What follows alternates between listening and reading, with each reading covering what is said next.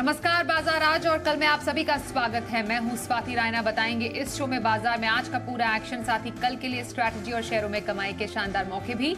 आप भी पूछ सकते हैं हमसे सवाल। फोन नंबर हमारा नोट कर लीजिए 0222300164 या फिर आप हमें 0222300165 पर भी कॉल कर सकते हैं। फेसबुक पर @जी बिजनेस ऑनलाइन और ट्विटर यानी एक्स पर @जी बिजनेस अपने सवाल भेजिए #बाजार आज और कल लिखकर। आपकी कल की तैयारी कराएंगे जी बिजनेस के मैनेजिंग एडिटर अनिल सिंह भी। साथ ही हमारे साथ खास मेहमान है प्रॉफिट मार्ट सिक्योरिटीज के अविनाश गोरक्षकर। अविनाश जी का स्वागत करते हैं आज के इस शो में। और सबसे पहले बाजार पर एक नजर डाल लेते हैं। तो हमने आज देखा बाजार में 2 दिन की सुस्ती के बाद बाजार में मजबूती लौट आई और कारोबार के अंत में सेंसेक्स 200 अंकों से ज्यादा चढ़कर 65,433 के स्तर पर क्लोज हुआ। निफ्टी 47 अंक चढ़कर 19,444 के लेवल पर बंद हुआ। बैंक निफ्टी 550 अंकों के उछाल के साथ 44,480 के पास जाकर हुआ बंद। और जी बिजनेस के मैनेजिंग एडिटर अनिल सिंह से समझते हैं कि बाजार में आज ये रिकवरी आई कहां से। भारतीय बाजारों में आज रहा बेहद अहम और इंटरेस्टिंग ट्रेडिंग सेशन।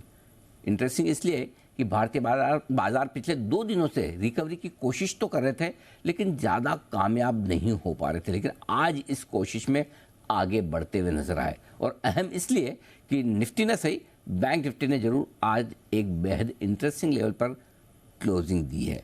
साथ ही इस लिहाज से भी अहम कि निफ्टी के बाहर मिड कैप और स्मॉल कैप शेयरों में एक्शन भरपूर है और आज दोनों ही इंडेक्स ने नया ऐतिहासिक स्तर लाइफ टाइम हाई छुआ है। तो इससे आप अंदाजा लगा सकते हैं कि ब्रोडर मार्केट में बढ़िया तेजी का माहौल है। अब हुआ यूं कि आज अमेरिकी बाजारों से फिर से संकेत ढीले ढाले थे, कोई बहुत मजबूती के थे नहीं, लेकिन उसके बावजूद भारतीय बाजार लाल निशान में खुलने के बजाय खुले हरे निशान में, और खुलने के बाद कुछ खास घटे नहीं। इनफैक्ट धीमे धीमे बढ़ने का मूड बनाते हुए नजर आए और बढ़ने की लीडरशिप फिर से आई आज बैंक निफ्टी से, जिसका अनुमान भी था कि देखिए करेक्शन शुरुआत पहले बैंक निफ्टी ने की, गिरना शुरू किया और रुककर बढ़ने की कोशिश भी शायद पहले बैंक निफ्टी ही करे, और एग्जैक्टली वैसा हुआ भी। पहले 44,000 के ऊपर टिके और उसके बाद 44,200 के पार निकला बैंक निफ्टी, तो फिर पीछे मुड़कर बिल्कुल भी नहीं देखा और 44,500 के लेवल पर भी बैंक निफ्टी पहुंचता हुआ दिखा और एक मजबूत क्लोजिंग 44,500 के आसपास की। निफ्टी की क्लोजिंग भी 19,400 के ऊपर हुई, हालांकि उतनी मजबूत नहीं जो आप देखना चाहते हैं कि कम से कम 19,500 550 के आसपास जाकर तो बंद हो। आज भी 19,500 को निफ्टी छू नहीं पाया, तो निफ्टी थोड़े दबाव में रहा। अब बाकी पूरे ट्रेडिंग सेशन में कहीं कोई शिकायत नहीं। Mid cap small cap share भी जबरदस्त मौजूद। आखिरी आधे पौन घंटे में अदानी ग्रुप के शेयरों में आई तेज बिकवाली, इसने मिड कैप और स्मॉल कैप इंडेक्स को भी थोड़ा सा दबाव में लाया, ऊपर से नीचे आया और बाकी मार्केट का मूड माहौल भी थोड़ा सा कोशिश किया। तो एक अच्छी तेजी जो निफ्टी में बन सकती थी आज इस वजह से थोड़ी बन नहीं पाई। हालांकि बैंक निफ्टी इससे अलग हटकर अच्छी तेजी के साथ बंद होता दिखा। तो कह सकते हैं जैसे ही एफआईएस की बिकवाली घटने का, बिकवाली रुकने का या थोड़ा सा कम होने का संकेत आया और साथ ही हल्का सा ग्लोबल मार्केट्स की तेजी का जो संकेत आया, उसके चलते भारतीय बाजारों ने आज बड़ा उछाल दिखाने की कोशिश की है। और आइए प्रॉफिट मार्ट सिक्योरिटीज के अविनाश गोरक्षकर के पास चलते हैं। अविनाश जी, बाजार में कुछ रिकवरी हमने आज देखी है, फिलहाल अब आगे क्या एक्सपेक्ट करें? इनफैक्ट स्वाति, मुझे लग रहा है कि आज काफी दिनों के बिकवाली के बाद अगर हम इंस्टीट्यूशनल नंबर्स देखें, बहुत FIIs as well as domestic institutions में थोड़ी बहुत खरीदारी की है, तो लग तो रहा है कि थोड़ी बहुत वैल्यू बाइंग इस लेवल पे हो चुकी है। नतीजों का सीजन खत्म हो चुका है। मेरे ख्याल से अभी जो मार्केट का फोकस रहेगा आने वाले दिनों में, वो बेसिकली रहेगा मानसून के प्रोग्रेस के ऊपर और इन्फ्लेशन के डेटा पॉइंट्स के ऊपर। तो मुझे लग रहा है कि यहाँ से अगर कोई अच्छी खबर आती है या होपफुली अगर स्पैटिकल डिस्ट्रीब्यूशन मानसून का अच्छा निकलता है, तो मेरे ख्याल से मार्केट्स को और अच्छी तेजी का माहौल बनते बनेगा। ग्लोबली भी ऐसे कोई बड़े ट्रिगर्स नहीं है, तो मार्केट्स मेरे ख्याल से थोड़ा सा अपटिक और भी इस लेवल से दिखा सकता है। लेकिन मेरा अभी भी मानना है कि आपको स्टॉक स्पेसिफिक रवैया अपनाना चाहिए। बहुत सारे ऐसे कंपनियां हैं जहां पे वैल्यूएशंस काफी अट्रैक्टिव है और लंबी अवधि के लिए जरूर कोई भी डिप अगर मार्केट में आती है तो उसका एडवांटेज इन्वेस्टर्स को लेना चाहिए।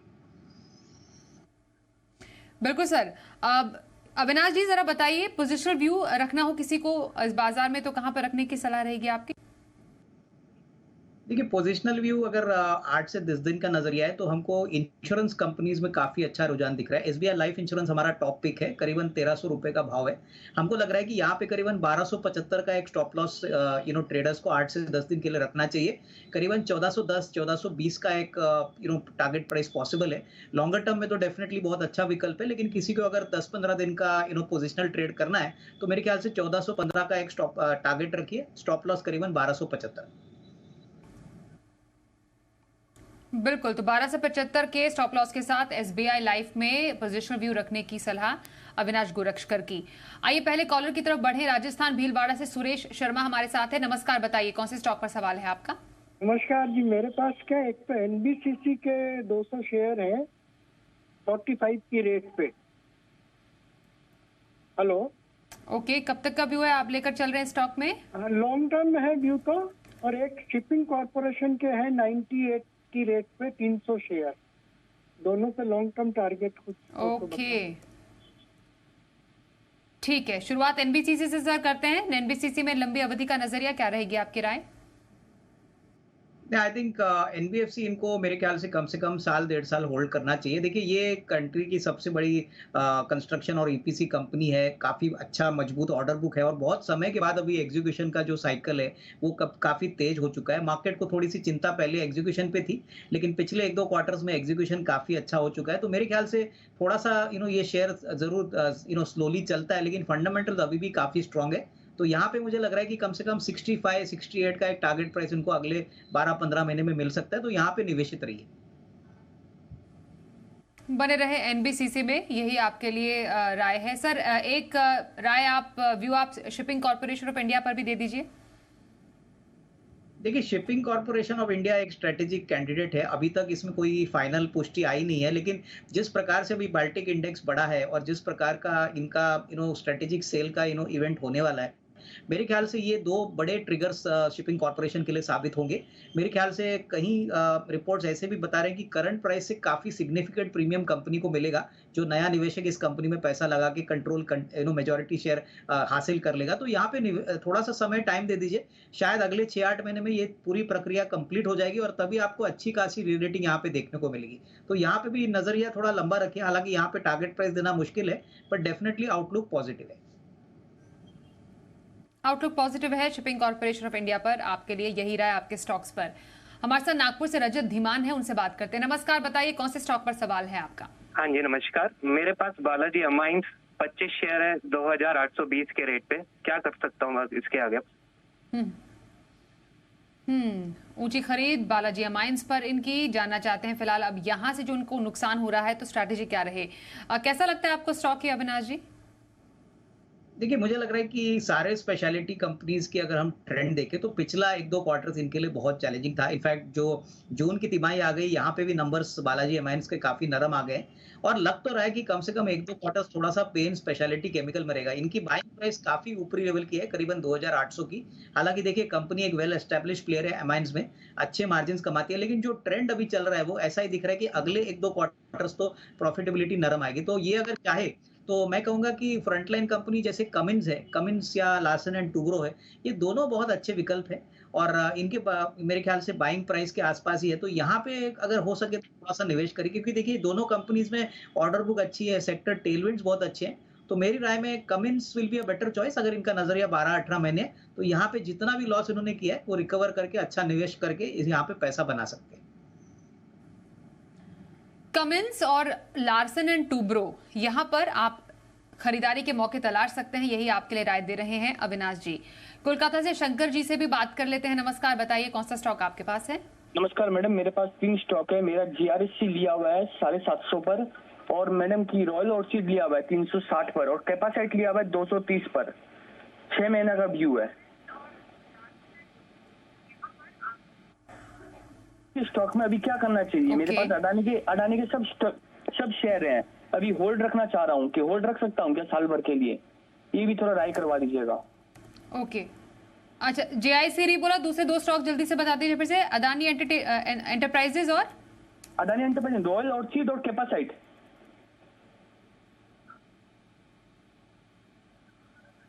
ओके सर, जेआईसी से शुरू करते हैं। कैसा लगता है आपको स्टॉक? नहीं, जीआईसीआरई में मुझे लग रहा है कि टेलमेंट्स काफ़ी पॉजिटिव है, क्योंकि देखिए इनका जो बिज़नेस होता है वो ग्लोबली डिपेंडेंट होता है, क्योंकि ये री-इंश्योरेंस के बिज़नेस में है। इंडिया में अकेले प्लेयर है, काफ़ी बड़ा मार्केट शेयर है और काफ़ी समय के बाद बिज़नेस हो चुके हैं। तो यहाँ पे मैं समझता हूँ कि इतना नहीं इन्वेस्टर रखता है तो ही अच्छा खासा रिस्क रिवॉर्ड इनको मिलेगा। बिल्कुल। सर, कैपेसाइट इंफ्रा पर क्या व्यू है आपका?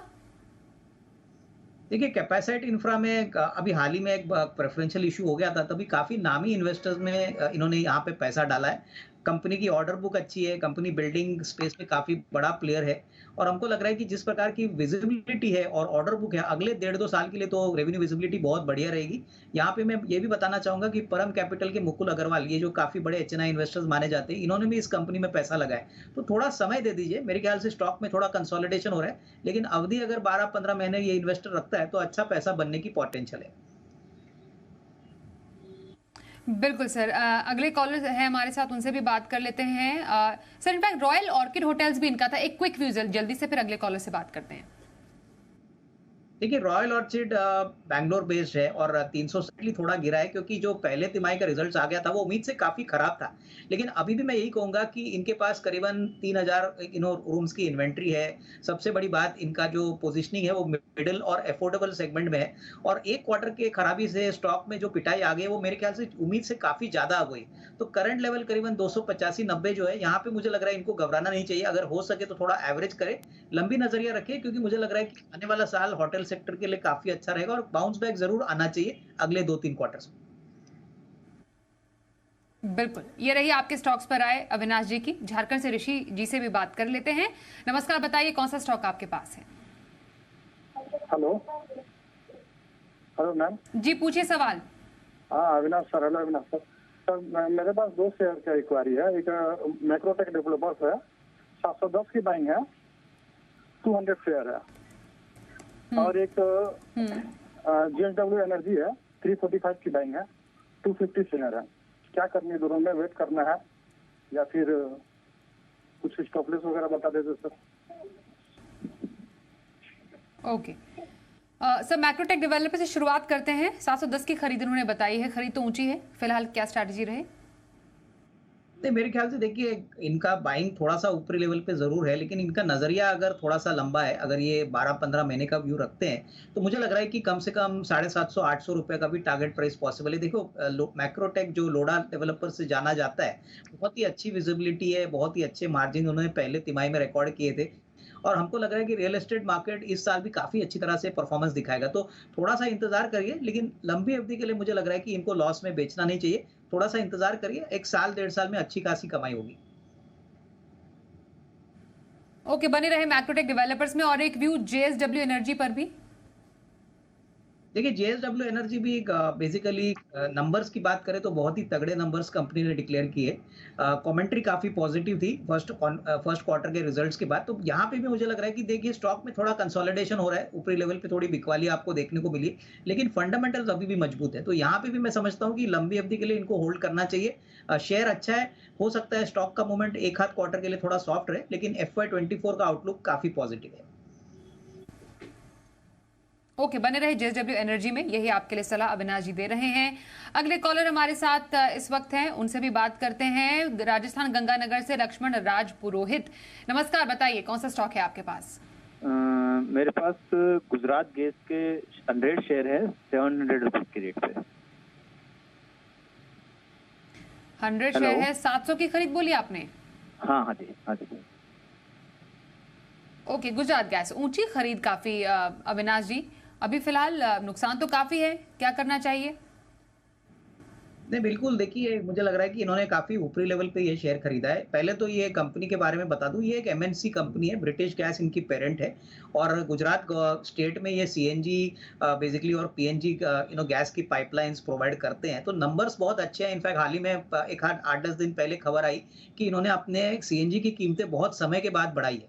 तो मुझे लग रहा है कि देखिए नंबर्स तो आने वाले क्वार्टर्स में काफ़ी अच्छे रहेंगे, लेकिन अगर इनको पैसा बनाना है इस स्टॉक में अगले 12-15 महीने में, तो डेफिनेटली थोड़ा-सा एवरेज करना चाहिए, क्योंकि ₹700 का जो वैल्यू है, जो ऊपरी लेवल है, वो काफ़ी ऊपर का लेवल है। तो यहाँ पे निचले भाव पे थोड़ा-सा एवरेज करिए और लंबा नज़रिया रखिए, कम से कम 12-15 महीने में, तभी आपको एक अच्छा रिस्क रिवॉर्ड मिलेगा।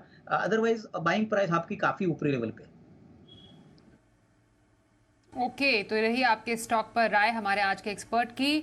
बनारस से प्रभात कुमार का सवाल लेते हैं। एचडीएफसी बैंक पर सवाल पूछ रहे हैं अविनाश जी। 100 शेयर है, 1630 की खरीद है, जानना चाह रहे हैं कि इन लेवल्स पर होल्ड करें या फिर बेच दें। एचडीएफसी बैंक सर कैसा लगता है? फिलहाल 4000 के ऊपर का नुकसान।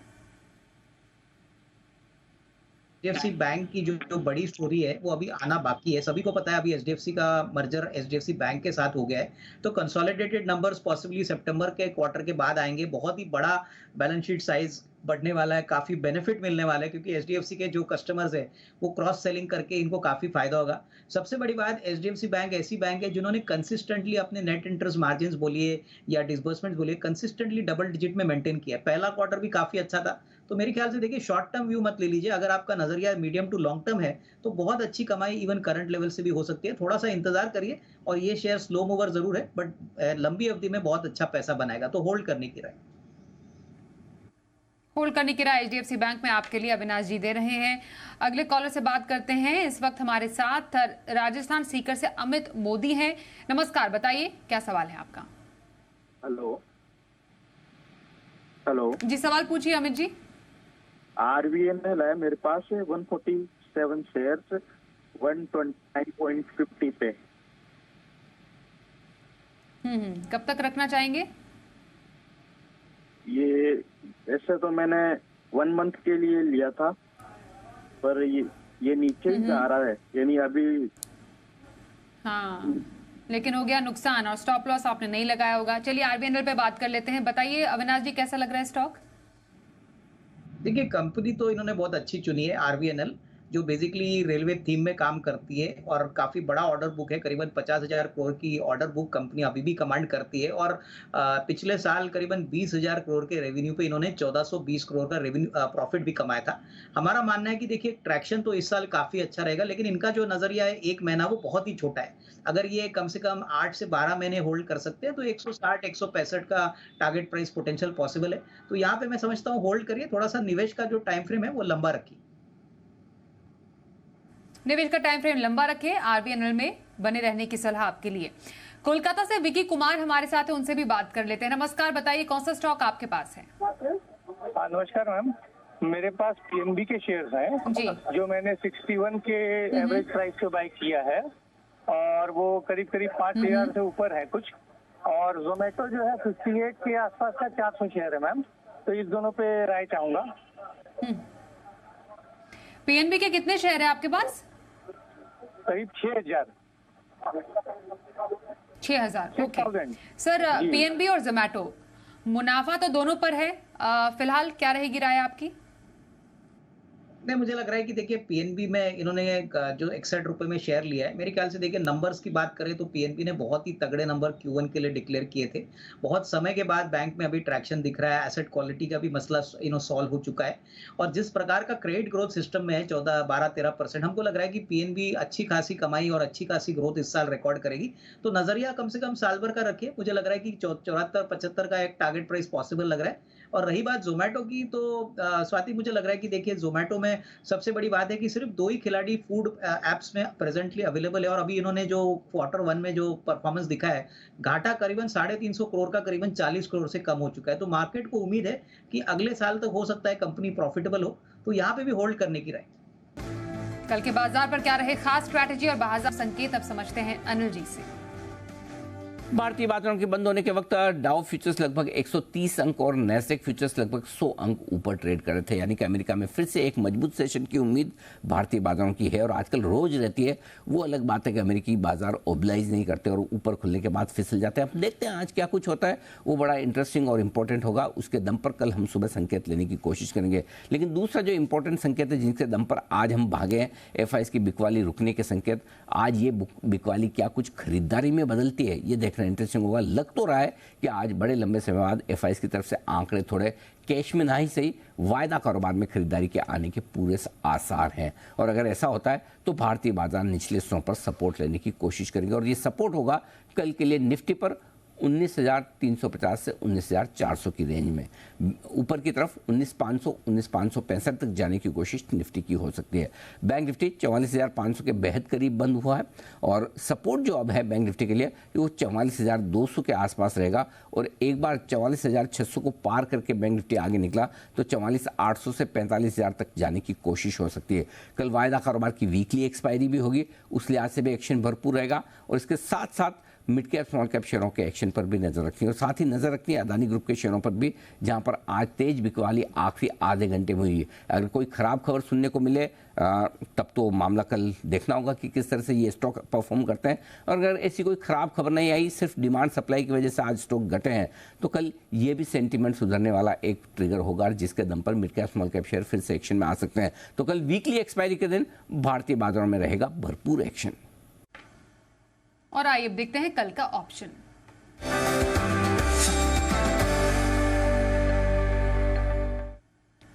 हमारे साथ है एसएमसी ग्लोबल के नितिन मुरारका। नितिन जी, स्वागत करते हैं। कल के बाजार में कहां पर आपको मौके नजर आ रहे हैं? कल वीकली एक्सपायरी है और उम्मीद है कि शॉर्ट कवरिंग आनी चाहिए। जिस तरीके से आज मार्केट मूव हुई है तो टारगेट स्ट्राइक होगा 19,450 की कॉल ऑप्शन, जिसकी आज की क्लोजिंग प्राइस 35.36 है। अगर इसी भाव पे मिलेगी तो इसे खरीदेंगे, यानी 19,450 की कॉल 35 पे खरीदनी है, जिसका स्टॉप लॉस होगा 10 रुपए का, और ऊपर टारगेट होंगे करीब करीब 65 से 70 रुपीज के। बिल्कुल, तो निफ्टी पर call option strategy Nitin Murarka ji की तरफ से स्टॉप लॉस 10 का, टारगेट 65 से 70 के बीच रखने की उनकी सलाह। धन्यवाद नितिन जी हमारे साथ बातचीत करने के लिए। और लंबी अवधि के लिए कौन सा स्टॉक है पसंद अविनाश जी का, बताइए सर, वैल्यू पिक कौन सी? इनफैक्ट स्वाति, जो वैल्यू पिक है वो एक डोमेस्टिक फाइनेंशियल सर्विसेज कंपनी है। काफ़ी छोटी कंपनी है लेकिन काफ़ी तेज़ी से ग्रो कर रही है, और कंपनी का नाम है चॉइस इंटरनेशनल लिमिटेड। देखिए, ये company basically tyre 2 tyre 3 cities में अपने क्लाइंट्स को टारगेट करती है, और स्टॉक ब्रोकिंग के अलावा इनके पास रिटेल लोन डिस्ट्रीब्यूशन है, म्यूचुअल फंड डिस्ट्रीब्यूशन है, इंश्योरेंस ब्रोकिंग करते हैं। करीबन 60% स्टॉक ब्रोकिंग से आता है, उसके बाद करीबन 15 से 20% एडवाइजरी से आता है, और उनके पास एक एनबीएफसी भी है जो एमएसएमई को फाइनेंस करती है। इनके पास करीबन 8 लाख के ऊपर के कस्टमर्स हैं, और सबसे बड़ी बात इनका जो मार्जिन है वो लगातार पिछले 1-2 क्वार्टर से काफी इंप्रूव हो रहा है। इनफैक्ट पिछले साल 390 करोड़ पे इन्होंने 60 करोड़ का प्रॉफिट कमाया। पहला क्वार्टर ऑफ FY24 भी काफी स्ट्रांग है, करीबन 136 करोड़ पे इन्होंने 21 करोड़ का प्रॉफिट किया है, जो पिछले फर्स्ट क्वार्टर में करीबन 8 करोड़ था। तो हमारा मानना है कि पिछले साल के हिसाब से इस साल करीबन 75-80 करोड़ का प्रॉफिट आना चाहिए, और अगले साल FY25 के लिए कम से कम 105-110 करोड़ का प्रॉफिट आना चाहिए। वैल्यूएशंस काफी अच्छे हमको लग रहा है। अभी शेयर करीबन 359-370 चल रहा है। यहाँ से 12 महीने में हमको लग रहा है कि 420-425 का एक टारगेट प्राइस मिलेगा, तो काफी अच्छा डीप वैल्यू स्टॉक है। तो इसमें डेफिनेटली एक साल भर का नजरिया के लिए इसमें निवेश करना चाहिए।